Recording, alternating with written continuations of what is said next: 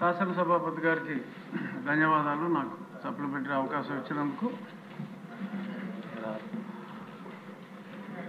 ఈ మంత్రివర్యులు ఇంకెంతంత ధనం అవసరమో వివరంగా చెప్పడం జరిగింది.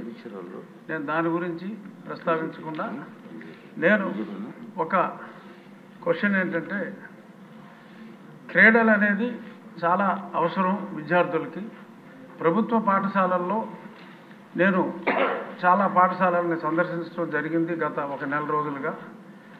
మంచి ప్రాంగణాలు, 1 ఎకరం మొదలుకొని 5-6 ఎకరాలు వరకు కూడా క్రీడా ప్రాంగణాలు ఉన్న జిల్లా పరిషత్ పాఠశాలలో నా నియోజకవర్గం ఉండి నియోజకవర్గంలోనే సుమారు 35 ఉన్నాయి. సరైన ప్లే గ్రౌండ్స్ ఎక్కడా లేవు. సో కాబట్టి ఆ ప్లే గ్రౌండ్స్ క్రియేట్ చేసి పిల్లల్లో ఒక క్రీడా స్ఫూర్తి, అంతసేపు పరీక్షలు మార్కులు రాకపోతే ఆత్మహత్యలు ఇటువంటివి కాకుండా ప్రతిరోజు ఫిజికల్ డైరెక్టర్స్ ఉన్నారు, వాళ్ళకి పని లేదు. సో ఫిజికల్ డైరెక్టర్స్ కూడా పని ఉండేలాగా క్రీడల్ని ప్రోత్సహించే మార్గం గౌరవనీయులైన మంత్రివర్యులు ఆలోచించే విధానం ఏమైనా ఉందా? ఈ విషయంలో నేను నా నియోజకవర్గంలో జన్మభూమి చంద్రబాబు నాయుడు గారి జన్మభూమి స్ఫూర్తితో కొన్ని కార్యక్రమాలు చేపట్టడం జరిగింది.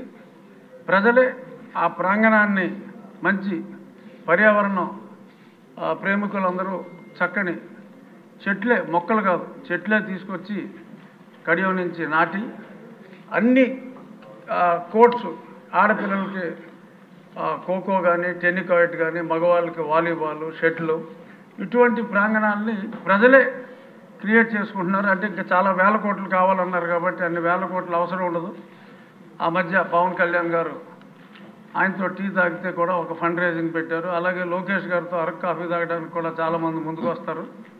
సో ఆయన అలాంటి కార్యక్రమం ఏదైనా పెట్టే ఉద్దేశం ఉందా అని క్వశ్చన్ రూపంలో అడుగుతూ, ఆయన స్ఫూర్తితో చాలామంది ఈ స్కూల్స్లో ఈ క్రీడల డెవలప్మెంట్కి అంత తొందరగా బెల్కొట్టేయచ్చు సార్ అని అంత సమయం తీసుకోవాలి. లేదు అనుబంధం జస్ట్ అయిపోవచ్చు సార్. సో ఇటువంటి ఆలోచన చేస్తే లోకేష్ గారి స్ఫూర్తితో అన్ని ఊర్లలోనూ ఎటువంటి ధనం అవసరం లేకుండా వాళ్ళే చేసుకుంటారు. ఆ క్రీడా స్ఫూర్తి అనేది చాలా అవసరం కాబట్టి గౌరవనీయులైన మంత్రివర్యుల్ని ఆ దిశగా